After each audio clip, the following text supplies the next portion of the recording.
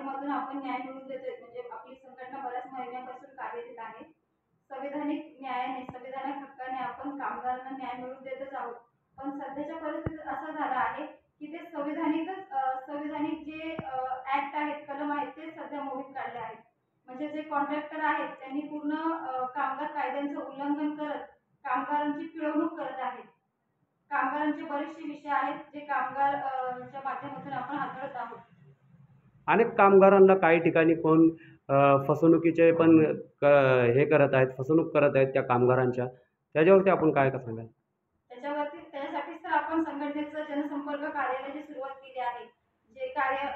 जे कामगारांची फसवणूक होत आहे, कामगारांची पिळवणूक चालू आहे, त्यासाठीच कामगारांनी आपल्यापर्यंत यावं आणि आपण त्यांना संविधानिक पद्धतीने न्याय मिळवून द्यावा.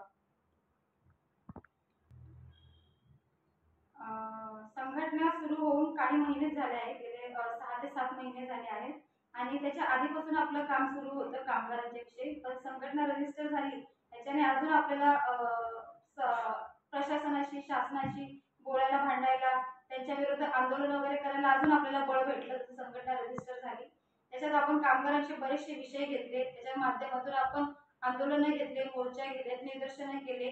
कामगारांसाठी जे जे काही करू शकतो, आपण करू इच्छितो तेवढं आपण सगळं केलं आणि त्या माध्यमातून त्यांना होईल तितकं सहकार्य केलं.